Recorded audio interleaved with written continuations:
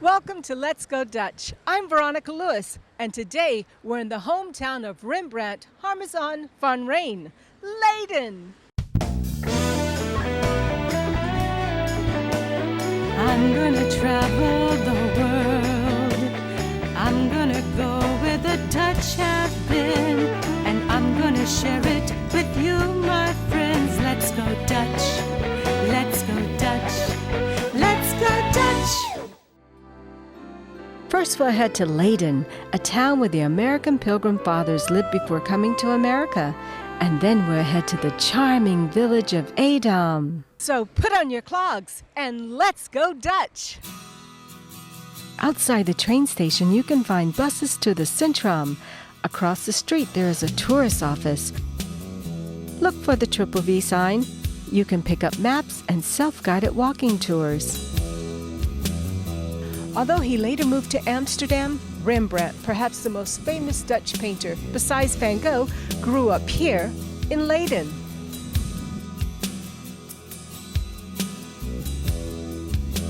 In fact, he came to study painting in this step-gable house. Could that be Rembrandt?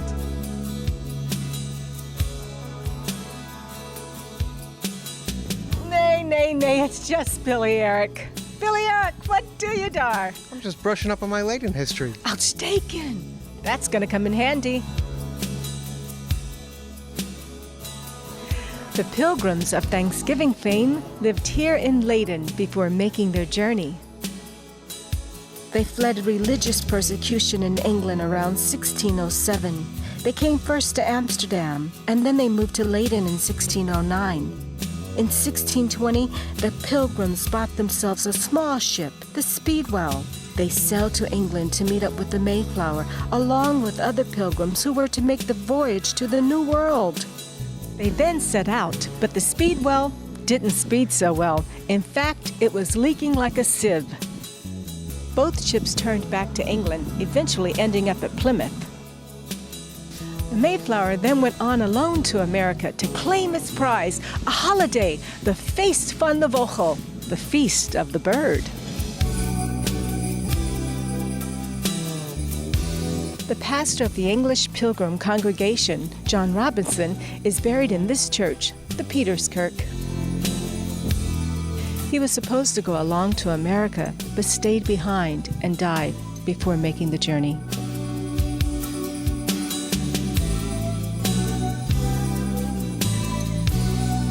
Also buried here is another Dutch master painter, Jan Steen.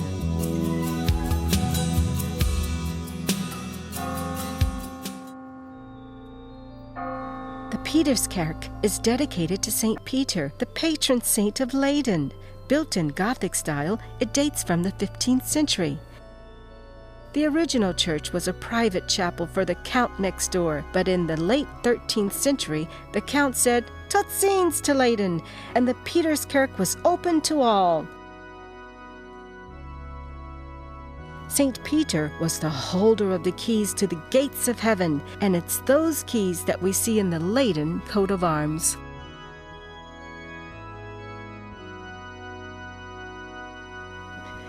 Getting back to John Robinson, the pastor of the Pilgrim Fathers, he lived here on Klokstake, behind St. Peterskirk.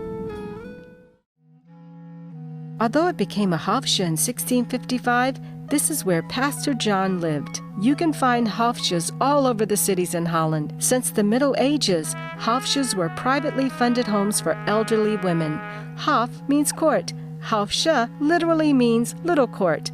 A Hofje is typically houses built around a central courtyard.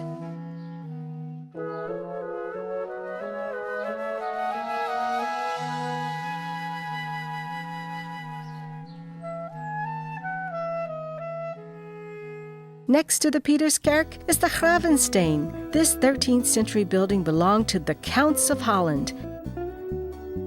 It actually means the Count Stone, so named because buildings at this time were not made of stone, as this building was. In 1463, it was used as a prison, but now it's part of Leiden University. Behind me is Leiden University, William the Silent, the Dutch George Washington, had it built in 1575. I think I'm going to need some help here. Yes, Billy Eric, that means your help. During the 1500s, Holland and what is now Belgium and Luxembourg were part of the Spanish Empire. During the Wars for Independence, Leiden withstood a Spanish siege for 131 days. And in recognition, William, also known as William of Orange, gave the townspeople a choice: abolish taxes or build a university.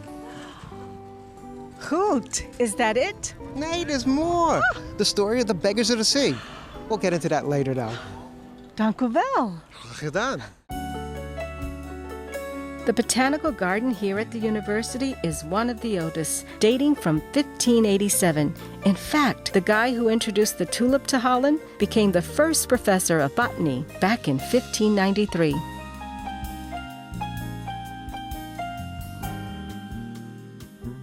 How about a glimpse into how the Pilgrims lived back in 1610? The museum is housed in a building from 1370. The Pilgrims were from England, but their Calvinist Protestant faith clashed with the English church. They became known as the Puritans because they believed the Church of England was tainted and they wanted to purify it. They fled England and ended up in Amsterdam. Amsterdam in 1608 was already home to many Protestant separatist groups. After a year, John Robison took his group to Leiden.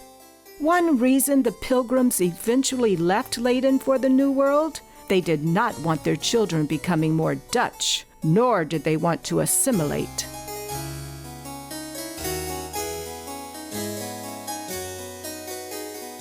This is the Stadthaus, the town hall.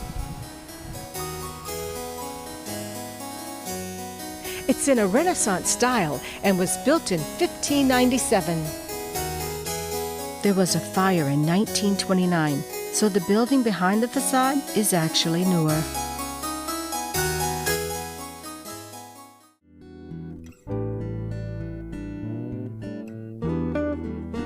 We've come to a fork in the river. This side is the Outer Rijn, and this is the Nieuwe Rijn.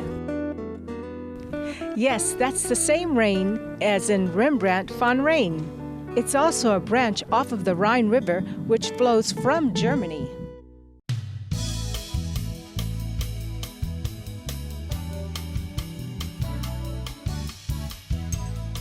This is the Visbrug, which means fish bridge.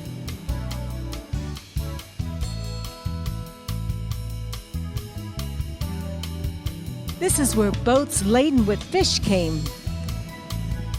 Did you like that? Laden with fish in Leiden? These are the original houses of the fish market.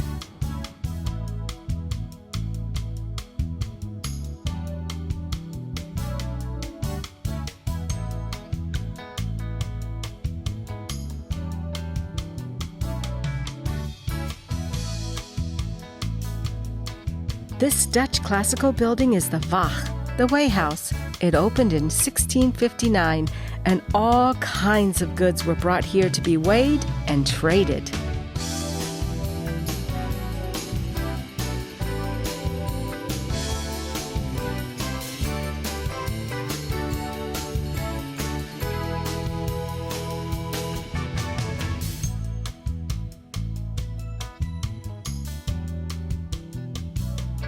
We find this beautiful bridge along the Nieuwe Rijn. It's the Kornbrug, the Corn Bridge. Corny name, you're thinking, right? But in the Middle Ages, this was the corn market.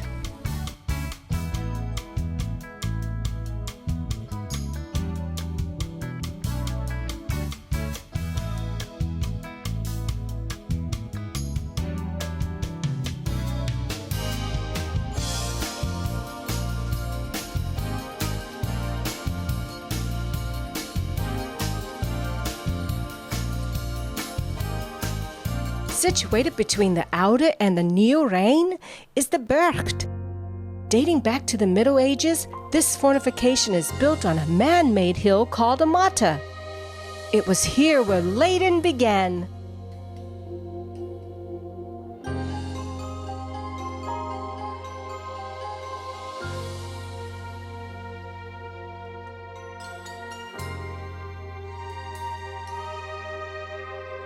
Let's have a look at the city from up top.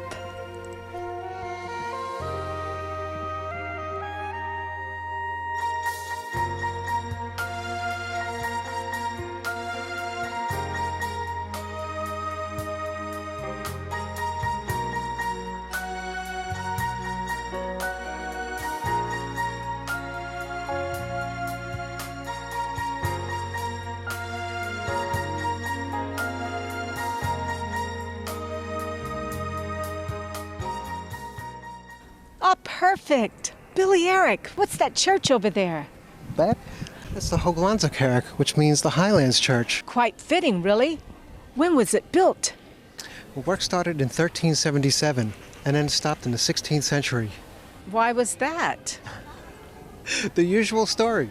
The contractor got paid in full, and then he went and started another job, and you could never get them back in to finish the job then. Boy, I wanted to have the kitchen remodeled, but if it's gonna take 200 years.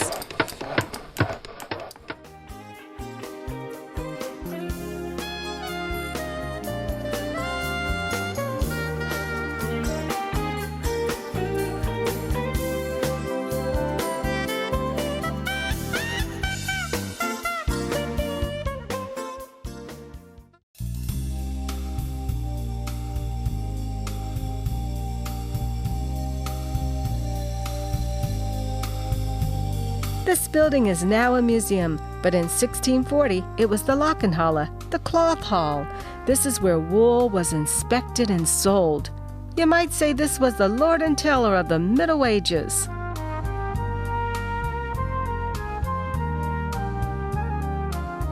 Here we have one of the two surviving ports. This is the western gate into the city, the Moors Port. The port dates from the late 17th century. The bridge is a traditional Dutch drawbridge.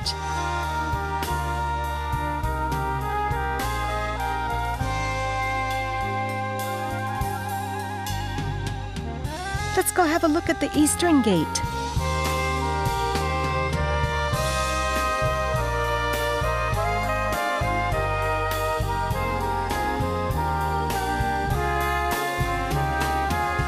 This is the Zeilpoort, and just like the Moors Port, this also dates from the late 17th century. Let's go have a peek.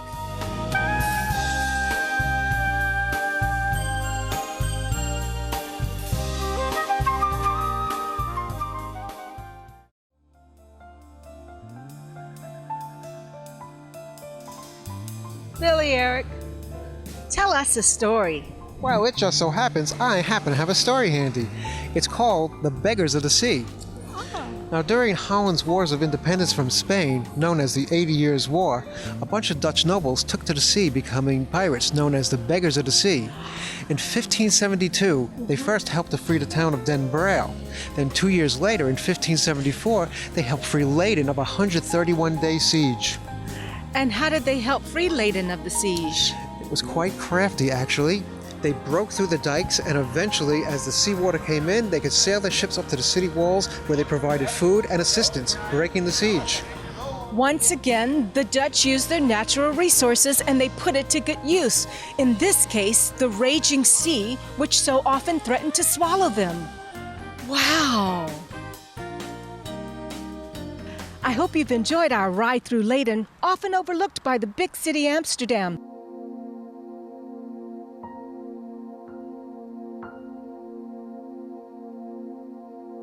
Say cheese! Cheese? Oh yes it bees. You know this wax-covered cheese. Yep, it's Edam. We're in the town with a cheesy name, Edam! Friday is the day to come if you want to see the traditional cheese market. It's held in front of the Waag, which is the weigh house.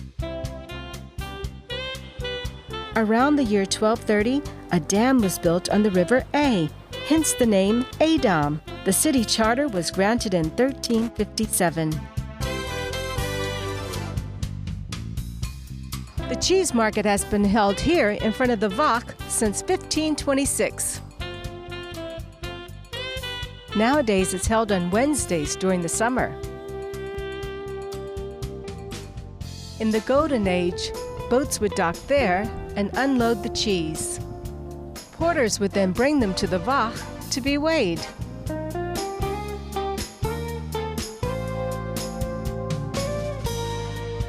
This Wacht dates from 1778. Edam received the rights to hold a weekly market here in 1526. Granted by Emperor Charles V, they were also granted the rights to the weighhouse. This wasn't free. Is it ever? No, it isn't. They had to pay 90 guilders a year. 90 guilders? Oh, I'm sorry. Continue. Okay, where was I? Oh yeah, 90 guilders. I'm not saying a word. Well then, almost a year later, the people running the weighhouse paid an extra 10 guilders a year for those rights. Mighty kind of them.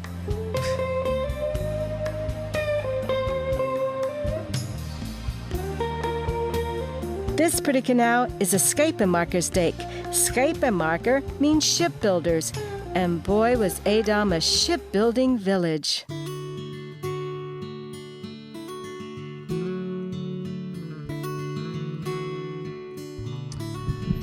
You know, it doesn't look like much, but right there is a shipyard that dates back to the 15th century.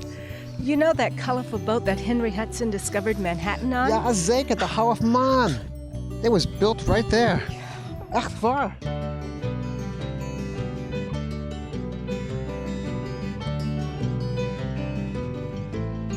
Check out the tea houses lining the canal.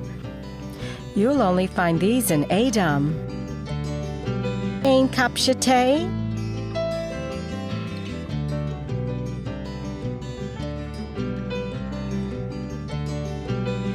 This lock is called the Dienaarslausje, which means the little servant's lock. This is the River A, which is where Edam gets its name from. And the River A flows all the way from Edam to Volendam.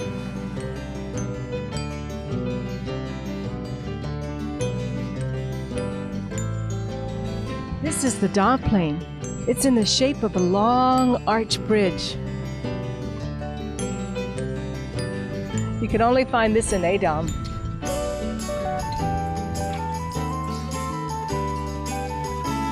Here we have the Stadthouse, which was built in 1737. That's the Edam coat of arms above the doorway. Let's see if we can have a peek in the magistrate's court.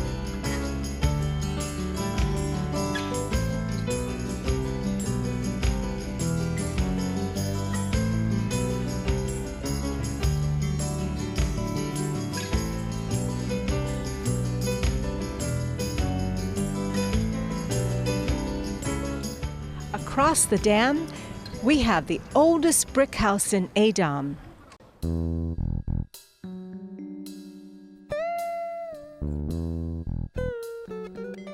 It was built around 1550, and in 1895, it became the Edam Museum. This house has had its share of colorful owners, but the most colorful part of the house is the floating cellar. There are two explanations. The reasonable one, of course, is that it was built for times of flooding. And since most of Holland is below sea level, you can bet they had a lot of flooding. The more romantic explanation is that a retired sea captain lived here and had it built to remind him of the sea he missed. With this low ceiling, it does make you feel like you're in a ship. Also on the Domplane and across from the Stadthouse is the Museum Ottomara. This neo-Renaissance building was built by a student of P.H. Kuipers, the man who built Amsterdam's Rijksmuseum and Centraal Station.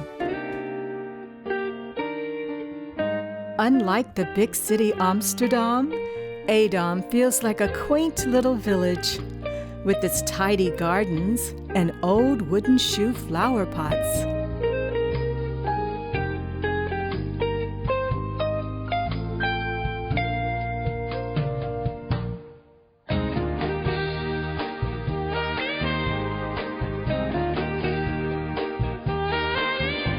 this is the Kavakelbrug.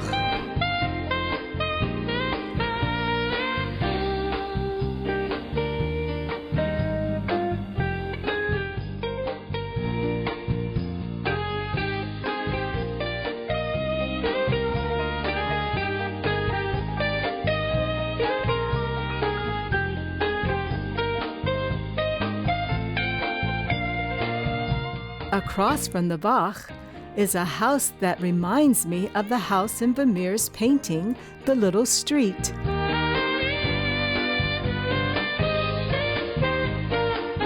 I think I just might have to find my inner Vermeer and paint my own little street. Edam's little streets make for a delightful bike ride, lined with adorable two-story step gables and a smattering of green wooden facades.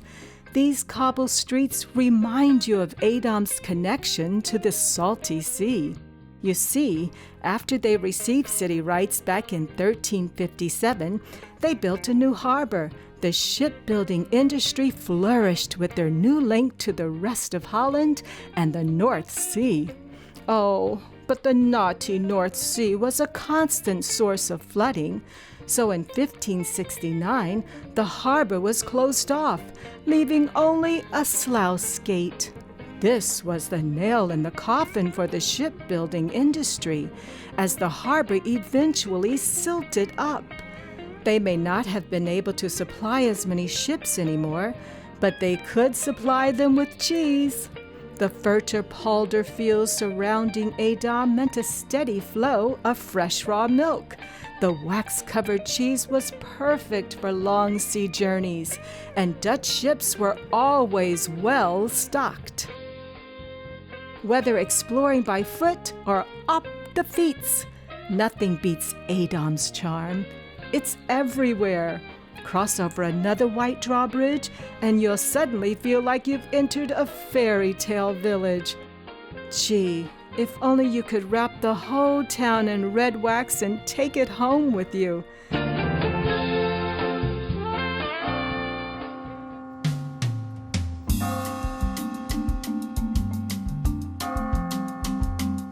Towering behind us is a speltoren. The bells of the carillon were made in 1566, and the tower itself dates from the 16th and 17th centuries. Billy Eric, what can you tell us about it? Well, this lonely speltorn wasn't always out here by its lonesome. There was a church here in about 1350, but it was demolished in 1882. Why did they leave the tower? They had a pretty good carillon players guild, and they fought hard to keep the tower. It's good to be in a union. Did they gild the lily too? Nay, but they did gild the tulip.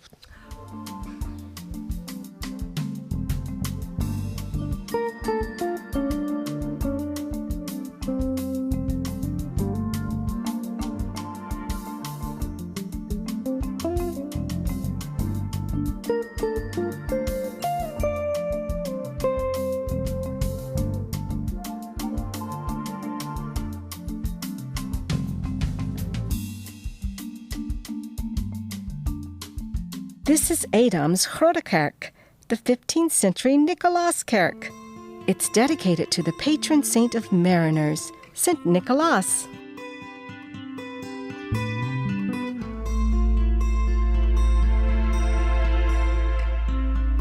It suffered through several fires, and when rebuilt in 1701, they made the tower smaller.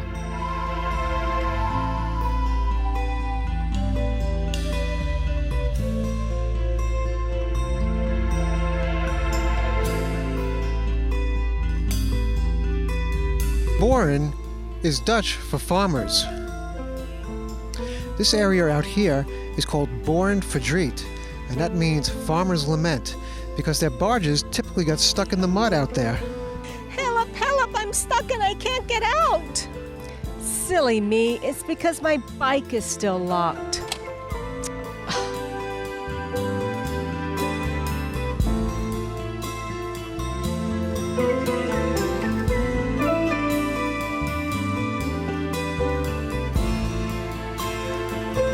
Here is a no-smoking zone, and for good reason. This is the oldest wooden house in Edam. Why do we care about this wooden house from 1530, you ask? Well, first, it's amazing that it survived the fires that ravaged medieval Edam. But at some point, it was decreed that all houses be made of brick and stone. Now, this house, with its original wooden facade, somehow managed to slip through. And since it's stuck around for so long, it's now a tourist attraction. Leiden and Edam, two gemakkelijk day trips from Amsterdam. I'm Veronica Lewis. Join us again next time on Let's Go Dutch as we explore more of Holland and beyond. Tot ziens!